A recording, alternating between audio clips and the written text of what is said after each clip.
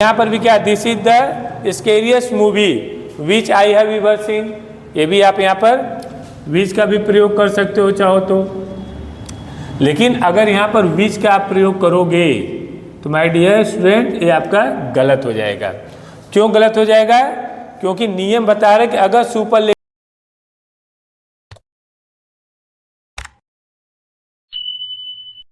Hello student, good evening, you are most welcome on my channel Satya convent school.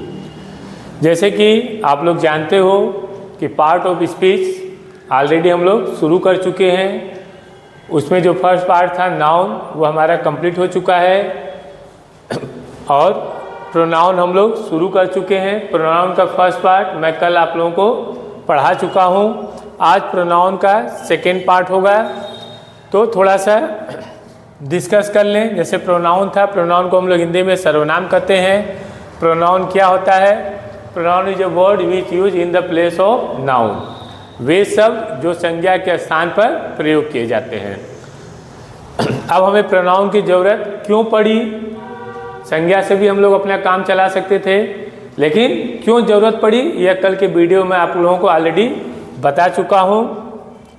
और types of pronoun यहाँ पर है, personal pronoun, possessive pronoun, reflexive pronoun, demonstrative pronoun, interrogative pronoun, relative pronoun, indefinite pronoun and distributive pronoun.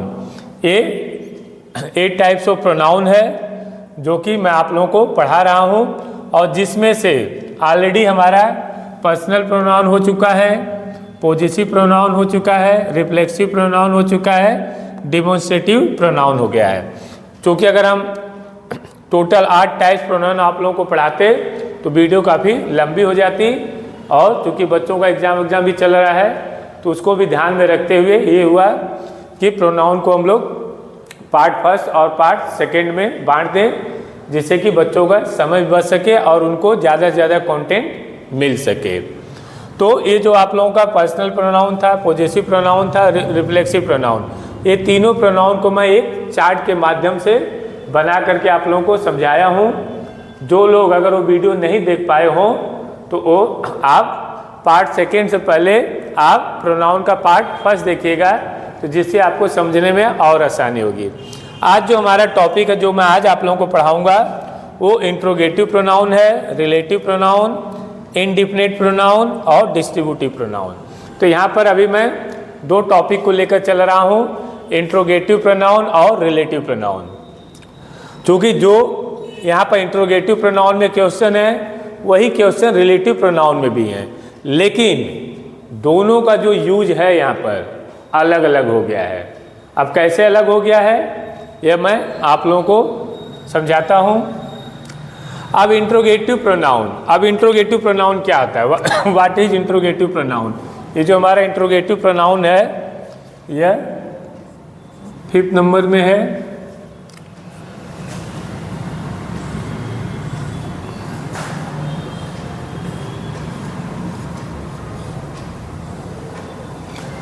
अब interrogative pronoun, what is interrogative pronoun? Interrogative pronoun क्या होता है? इसको हम लोग हिंदी में प्रश्नवाचक बोलते हैं। मीन्स टू आस्क क्वेश्चन, जब हम लोग किसी से प्रश्न पूछते हैं। प्रश्न इसमें हम 2 तरीके से पूछते हैं। एक हमारा है with the help of helping verb और दूसरा है WH पैटर्न। जहाँ पर भी हेल्पिंग वर्ब आपका do, does, is, am, are, was, were, has, have, had, will, shall, can, could, may, might, ये सब अगर पहले आपका आ जाता है तो ये आपका हेल्पिंग वर्ब से शुरू होता है। और WH पैटर्न जहाँ पर why, when, where, whose, whom, which, how, what, ये सब जो वर्ड आ जाते हैं ये आपका WH वर्ड होता है। अब जैसे यहाँ पर हमने कुछ क्वेश्चन दिया हुआ है। अब यहाँ पर क्या है? पहला हमारा है इंट्रोगेटिव समझने के लिए टू आस्क क्वेश्चन, मीन्स हमें प्रश्न पूछना होता है, और जो भी प्रश्न होगा आपका वहाँ पर ऑलरेडी आपका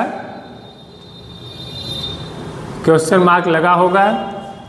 अब इसे हम 2 तरीके से करते हैं, with the help of helping verb, HV means helping verb and WH pattern.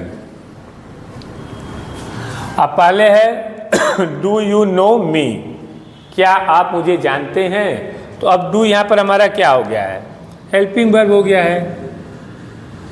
अगर do, does, was, were, has, have, had in सब चीज़ों से पहले अगर आ जाता है तो आपका हेल्पिंग वर्ब कहलाता है। Are they going to school, क्या वे स्कूल जा रहे हैं, तो यहाँ पर आर आ गया। अब देखो एक और चीज़ मैं आप लोग को यहाँ पर थोड़ा सा क्लियर कर दूँ। हेल्पिंग वर्ब जब आप लोग हिंदी से इंग्लिश में ट्रांसलेशन करते हो, अगर पहले क्या आ जाए वाक्य में, अगर पहले वाक्य में क्या आ जाए तो यहाँ पर हम हेल्पिंग वर्ब का प्रयोग करेंगे।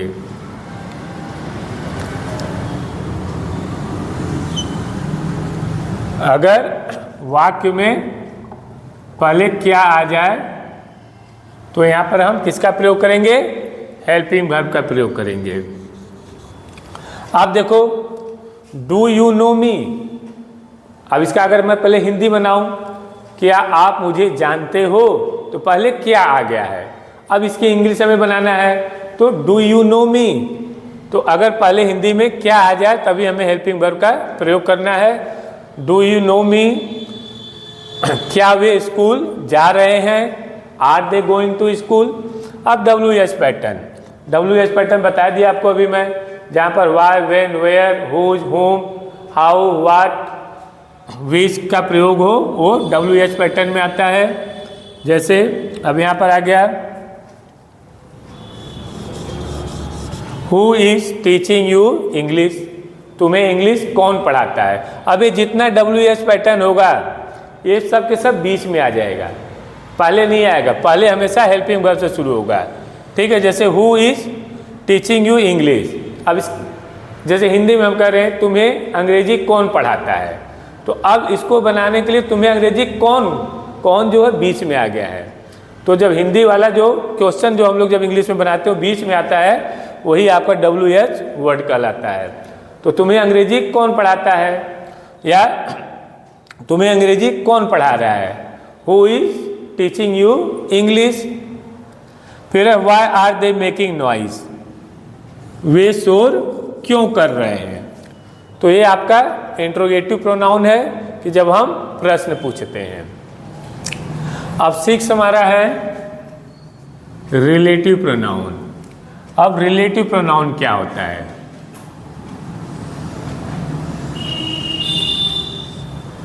ठीक। रिलेटिव प्रोनाउन के ऊपर मैं ऑलरेडी आप लोगों को पूरा डिटेल में एक वीडियो बना करके सेंड कर चुका हूँ, और वह आप लोग सत्याकरण स्कूल चैनल में जा करके उसको आप लोग देख सकते हो। उसमें पूरा डिटेल के साथ सिर्फ मैं रिलेटिव प्रोनाउन के बारे में ही पढ़ाया हूँ, तो वहाँ से आपको बहुत कुछ मदद मिल सकती है। अब रिलेटिव प्रोनाउन क्या है, पहले हमें यह समझना है कि वर्ड्स विच ज्वाइन 2 सेंटेंसेस, वे शब्द जो 2 सेंटेंसेस को जोड़ते हों उसी को हम लोग रिलेटिव प्रोनाउन कहते हैं। और जो रिलेटिव प्रोनाउन होता है यह कंजंक्शन का भी काम करता है। आप देखो कितना अंतर आ गया यहाँ पर। और जो पहले समझ लो रिलेटिव प्रोनाउन क्या क्या होता है। रिलेटिव प्रोनाउन जो आज हम पढ़ेंगे, हु है, विच है, हुम है, डैट है, हुज है, वाट है। ये जो मेन आपके रिलेटिव प्रोनाउन है जो आपके एग्जाम में आते हैं या जो लोग कॉम्पिटिटिव एग्जाम की तैयारी करते हैं, ये उन चीज़ों को देखते हुए हमने मेन रिलेटिव प्रोनाउन आप लोगों को यहाँ पर देने का मैं प्रयास कर रहा हूँ। अब क्या है देखो, यहाँ पर क्या है, हु या वाई पहले आ जाता है, लेकिन जैसे who is teaching you English, who आपका पहले आ गया है, लेकिन अब यहाँ पर देखो हु है, हु का प्रयोग हम यहाँ पर कर रहे हैं। तो अब यहाँ पर देखो थोड़ा सा आप समझने का प्रयास करो। अब एक तो हु आपका क्वेश्चन के लिए काम कर रहा है, प्रश्न आप पूछ रहे हो, और दूसरा यहाँ पर कहा जा रहा है कि हु जो है यह 2 शब्दों को जोड़ रहा है। तो अगर एक तरफ प्रश्न है तो दूसरी तरफ जोड़ रहा है। तो इसी चीज़ को मैं दोनों इसलिए एक साथ रखा हूँ ताकि इंट्रोगेटिव प्रोनाउन और रिलेटिव प्रोनाउन दोनों आप इजीली समझ सको। अब हु है तो हु का प्रयोग हम किसके लिए करते हैं? पर्सन के लिए करते हैं, व्यक्तियों के लिए करते हैं। और हु जो हमेशा सब्जेक्ट के लिए आता है, हु वहां पर होगा जहां पर सब्जेक्ट होगा। यहां पर अब देखो, it is Mohan who help me. ठीक, अब हु यहां क्यों लगाए? क्योंकि यहां पर आपका मोहन जो है क्या है? सब्जेक्ट है। तो जहां पर भी आपको सब्जेक्ट मिल जाए हु से पहले, वहां पर आपको हु का प्रयोग करना है। It is Mohan who help me. अब मोहन क्या है? पर्सन है, लिखा है कि पर्सन के लिए क्यों प्रयोग किया जाता है? It is Mohan who help me. अब देखो, सी मेड द बॉय। अब बॉय क्या है? यहाँ पर सब्जेक्ट है आपका, तो सब्जेक्ट है, इसलिए हम यहाँ पर हु का प्रयोग कर दिए। अब देखो, अगर यही हु पहले आ जाएगा तब यह इंट्रोगेटिव का काम करेगा, लेकिन अगर यही हु बीच में आ जाता तो क्या एक है? एक है सी मेड द बॉय, तो सी मेड द बॉय वह लड़के से मिली। ठीक, फुल स्टॉप मान लो यहाँ पर लगा देते। दूसरा क्या है? स्टोल योर वॉच, जो आपकी घड़ी चुराया। तो अब इन दोनों वाक्यों को जोड़ने के लिए हम हु का प्रयोग करते हैं। और रिलेटिव प्रोनाउन वही है कि जो क्वेश्चन है अगर वह दो वाक्यों को जोड़ने के लिए आ जाता है तो यहाँ पर हम उसको रिलेटिव प्रोनाउन कहेंगे, और अगर यही पहले आ जाता है तो अब यह क्वेश्चन का काम करेगा। अगर यह दो वाक्यों को बीच में आ जाता है, दो वाक्यों को जोड़ता है, तो यह रिलेटिव प्रोनाउन होगा। आशा है कि आप लोगों को रिलेटिव प्रोनाउन और इंट्रोगेटिव प्रोनाउन दोनों अच्छी तरह से डिफरेंस समझ में आ गया होगा। अब दूसरा है विच। विच है जो, जिसे, जिसने। यह हमेशा थिंग्स के लिए आता है, चीज़ों के लिए आता है। This is the book which I bought. देखो, अपने आप बनते जा रहा है विच। क्यों विच लगा? क्योंकि यहाँ पर आपका बुक आ गया है। बुक क्या है? कोई चीज़ है, थिंग्स है। She gave me a pen which I lost. अब विच क्यों यहाँ पर लगाया? क्योंकि यहाँ पर पेन है, थिंग्स है। तो जहाँ पर भी विच का प्रयोग आप वहाँ पर करोगे जहाँ पर कोई चीज़ के बारे में बात हो रही हो। अब थर्ड हमारा है होम। थर्ड रिलेटिव प्रोनाउन हमारा है होम। होम का क्या है? जिसे, जिसको, जिससे। ये हिंदी में भी जब आप लोग इसको बनाओगे तो इसका मीनिंग यही निकलेगा। अब होम जो है यह भी पर्सन के लिए आता है, ये ध्यान में रखिएगा। होम जो है पर्सन के लिए आता है। अब यहाँ पर कुछ मैं ट्रिक आपको दिया हूँ समझने के लिए, नोट करके दिया हूँ यहाँ पर, जिससे कि आप लोग आसानी से समझ सकते हैं। इसको और क्लियर अगर आप लोगों को समझना है तो ऑलरेडी मैं इसका वीडियो बना चुका हूँ रिलेटिव प्रोनाउन पर, उसमें आप लोग जाकर देखिएगा, पूरा डिटेल आपको मिलेगा। अब नाउन प्रोनाउन हो, ठीक, जिस वाक्य में, जिस सेंटेंस में नाउन प्रोनाउन हो डैश, फिर नाउन प्रोनाउन आ जाए, उसके बाद वर्ब हो, तो वहाँ पर हम होम का प्रयोग करते हैं। दूसरा नियम क्या है? जब सेंटेंस में प्रीपोजिशन दिखाई दे, क्या दिखाई दे? प्रीपोजिशन दिखाई दे। जब आपके सेंटेंस में प्रीपोजिशन दिखाई दे तो वहाँ पर भी हमें होम का प्रयोग करना है। अब क्या है? This is Ravi. अब रवि क्या हमारा यहाँ पर है? रवि क्या है? नाउन है। रवि क्या है? नाउन है। अब नोट में देखो, नाउन या प्रोनाउन हो तो नाउन तो हमें मिल गया, दिस इज रवि नाउन हो गया, फिर डैश, फिर नाउन या प्रोनाउन होना चाहिए, फिर यू हमारा क्या है? प्रोनाउन आ गया है, यानी क्लियर हो गया है। यू क्या है? प्रोनाउन है, ठीक। और उसके बाद क्या है? वर्ब भी हो तो वर्ब भी आपका मिल गया है। मेट क्या हो गया आपका? वर्ब हो गया है। तो जहां पर नाउन हो डैश आ जाए, फिर नाउन या प्रोनाउन हो, वर्ब हो, वहां पर हम किसका प्रयोग करते हैं? होम का। क्लियर? समझ में आया यहाँ पर हम लोग होम का क्यों प्रयोग क्यों किए? क्योंकि नियम जो यहाँ पर बताया गया है नाउन या प्रोनाउन हो, तो रवि क्या नाउन है, डैश है, फिर नाउन या प्रोनाउन हो तो यू प्रोनाउन आ गया है। तो यहाँ ऑलरेडी आपका नाउन भी मिल गया, प्रोनाउन भी मिल गया, इसलिए यहाँ पर हम होम का प्रयोग किए हैं। और अगर वर्ब भी मिल जाता तो और अच्छी बात है, वर्ब पे अंडरलाइन कर दो। इसको थोड़ा सा नीचे लिखते हैं।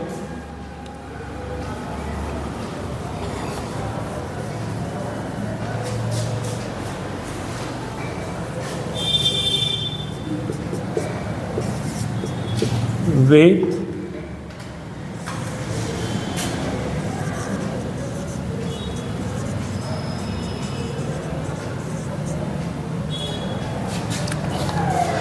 with dash did you travel।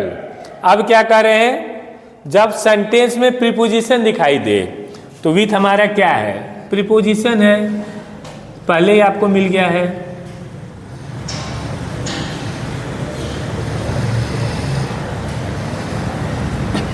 अगर सेंटेंस में आपको प्रीपोजिशन दिखाई दे तो वहां पर आपको आंख बंद करके होम का प्रयोग कर देना है। क्लियर? ये आपका होम से संबंधित था कि हमें होम का प्रयोग कहाँ करना है। अब 4 हमारा है वाट। वाट का प्रयोग हम चूंकि सबसे नीचे वाट है लेकिन स्पेस इतना था तो हम कहे चलो इसी को यहाँ पर समझा देते हैं। 4th हमारा क्या है, वाट। वाट है एक थॉट के लिए भी होता है और इसके पूर्व नाउन नहीं होता है, ये याद रखिएगा। वाट का प्रयोग जब आप करोगे तो वाट से पहले नाउन नहीं होगा। अब क्या है, tell me dash you know, तो टेल मी वाट। अब देखो वाट यहां पर आ गया है तो यहां पर नाउन है वाट से पहले यहां पर नाउन नहीं है, मी क्या है, प्रोनाउन है। Teach dash you know, teach what, यहां पर भी आपका नाउन नहीं है। Tell me you are saying, बच्चे पूछते ना कोई बात होता तो कहते हो ना tell me what are you saying, बताओ क्या कहना चाहते हो। Tell me what.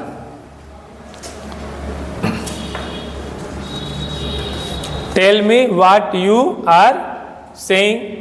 तो अब यहां पर क्या हो गया, टेल हमारा क्या आ गया, वर्ब आ गया है। मी क्या हो गया आपका, प्रोनाउन हो गया है। मीन्स व्हाट से पहले आपका प्रोनाउन हो सकता है या वर्ब हो सकता है, लेकिन यहाँ पर नाउन नहीं हो सकता है। तो इससे आप पहचान लेना व्हाट का प्रयोग वहाँ पर करते हैं जहाँ पर प्रोनाउन हो या वर्ब हो, आपका नाउन नहीं होगा। तो ये 4 आपका रिलेटिव प्रोनाउन है। अब बाकी जो बचा है उसे मैं अभी आपको क्लियर करता हूँ ताकि जो भी आपका यहाँ पर 1 2 3 4 5 6 है ये अच्छी तरह से आपको समझ में आ जाए।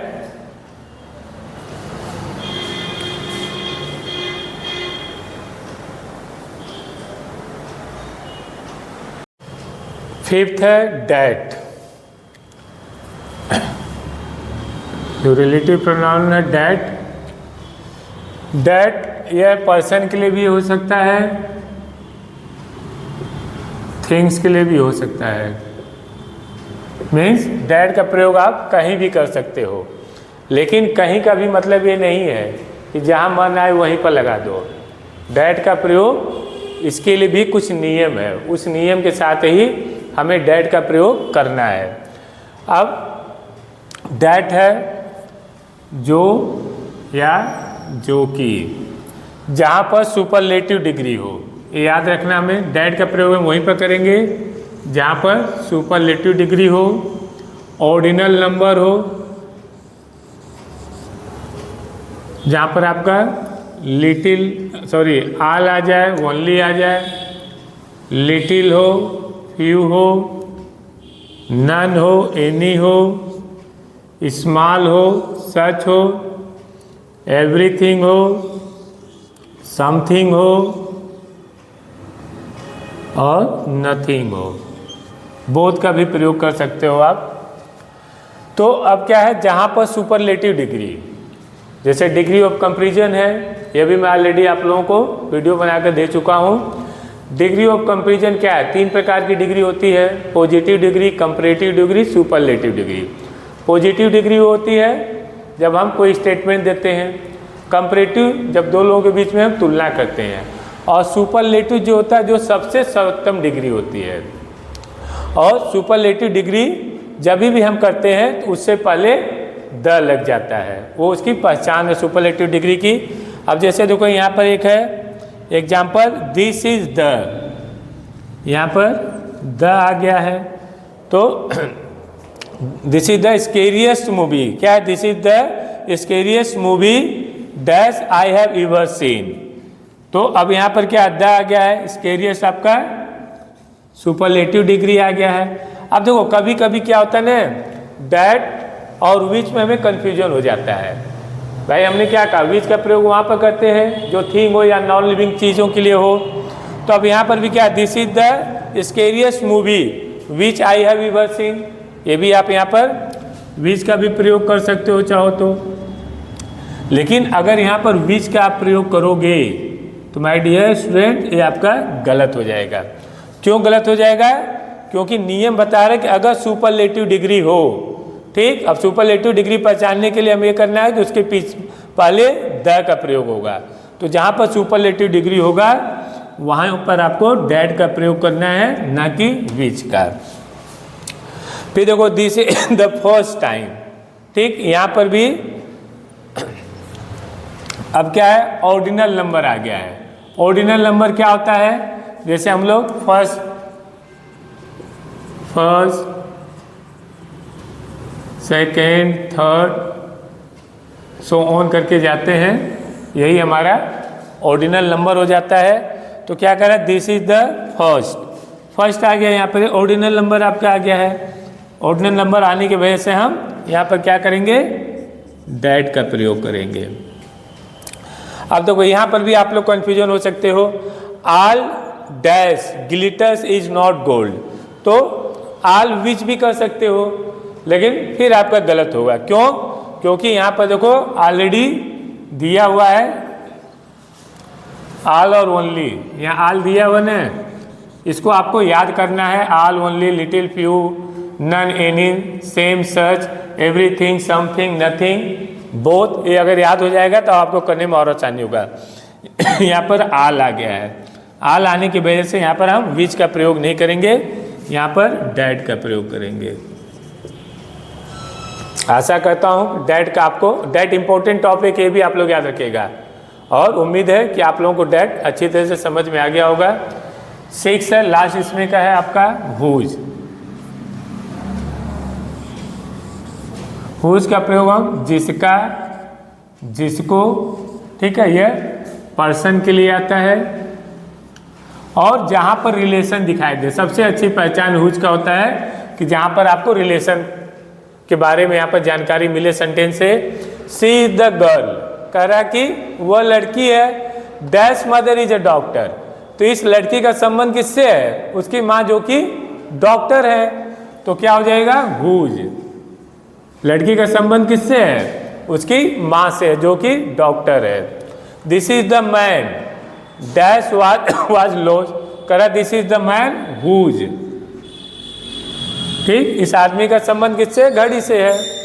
आई have a dog dash name is Carlo. अब देखो यहाँ पर क्या है कि हुज का प्रयोग आपको वहाँ भी करना है जहाँ पर अगर कोई जानवर हो जिसको इंसानों की तरह ट्रीट करते हो, ठीक है ना, तो उसके वजह से भी हम यहाँ पर हुज का प्रयोग करते हैं। I have a dog whose, क्योंकि यहाँ पर क्यों हुज लगाया गया है, क्योंकि नाम किसका होता है, इंसान का होता है। तो यहाँ पर क्या, आई हैव अ डॉग, मेरे पास एक कुत्ता है जिसका नाम क्या है, कार्लो। इस नाम की वजह से हम यहाँ पर हुज का प्रयोग किए हैं।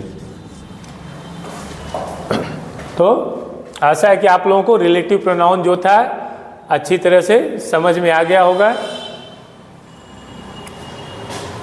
7th हमारा है इनडिफिनिट प्रोनाउन।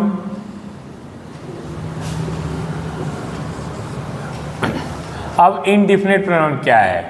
जैसे आप लोग जानते हो डिफिनिट एक चीज़ होता है, एक इनडिफिनिट होता है। डिफिनिट मीन्स क्या होता है? निश्चित। उसका अपोजिट क्या हो जाता है? इनडिफिनिट। यानी यहाँ पर जो प्रोनाउन है हमारा क्या है? इनडिफिनिट प्रोनाउन है। इसी से ही आपको क्लियर हो जाएगा जिन प्रोनाउन से किसी निश्चित वस्तु अथवा व्यक्ति का बोध नहीं होता है, यहाँ हमें क्लियर जानकारी नहीं मिलती, इसीलिए इसको हम इनडिफिनिट प्रोनाउन कहते हैं। इसमें कुछ वर्ड हैं जिसको आपको याद रखना है। वन, नन, दे, आल, मैनी, फ्यू, अदर, सम, एनी, थिंग, नथिंग एक्सेट्रा और भी हैं। अब एग्जाम्पल में आते हैं। अब जैसे यहाँ पर दिया हुआ वन, तो देखो हो गया है one should do once duty, तो यहाँ पर वन आ गया है, इसलिए क्या हो गया है? डिस्ट्रीब्यूटिव प्रोनाउन हो गया है। फिर क्या? None of your relatives came, none में से कोई भी, आपके कोई भी रिलेटिव नहीं आए हैं। देखो नन आ गया है आपका इसमें, तो ये सब वर्ड आपको याद कर लोगे तो इजीली आप इसको फाइंड आउट कर सकते हो कि ये इनडिफिनिट प्रोनाउन है। एनी वन, तो जहाँ पर एनी वन आ जाए ये आपका डिस्ट्रीब्यूटिव प्रोनाउन है। Any one of them can do this, ठीक है, तुम में से कोई भी इसको कर सकता है। नो वन वेंट देयर, ठीक, नो वन आ गया आपका ये डिस्ट्रीब्यूटिव प्रोनाउन, अरे सॉरी इनडिफिनिट प्रोनाउन है। नो वन वेंट देयर, वहाँ पर कोई नहीं गया। तो जहाँ पर आपका वन, नन, दे, आल, मैनी, फ्यू, अदर, सम, एनीथिंग, नथिंग, ये सब चीज़ आ जाए आपका, वो आपका इनडिफिनिट प्रोनाउन होता है। लास्ट हमारा है डिस्ट्रीब्यूटिव प्रोनाउन।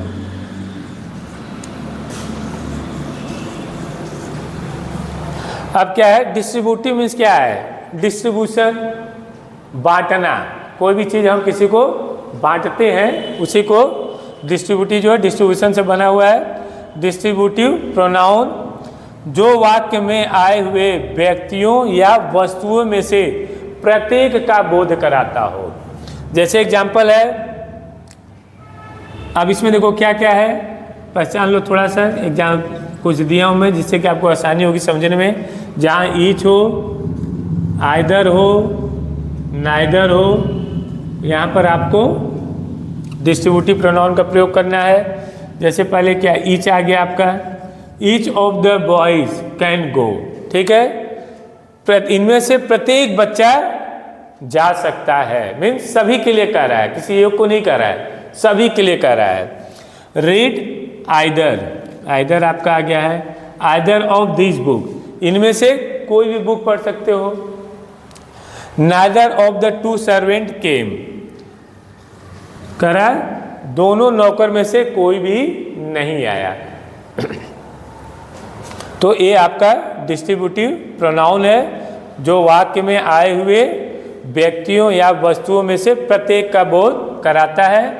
आज हमारा जो प्रोनाउन है, जो टॉपिक लेकर हम लोग चले थे कल, जो यहाँ पर 8 टाइप्स ऑफ प्रोनाउन था, यहाँ तक 4 जो टाइप्स था इसको मैंने कल आप लोगों को पढ़ाया था, और 5 से लेकर के 8 आज मैं आप लोगों को दिया हूँ।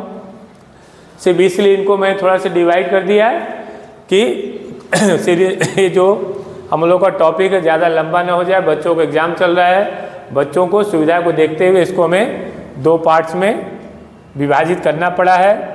और पूरा मैं प्रोनाउन को एकदम डिटेल से आपको दिया हूँ, कहीं भी आपको किसी भी प्रकार की कोई समस्या नहीं होगी। लेकिन हाँ, इस वीडियो को आपको शुरू से अंत तक जरूर देखना है जिससे कि आपके सारे डाउट जो वो क्लियर हो जाएं। Thank you.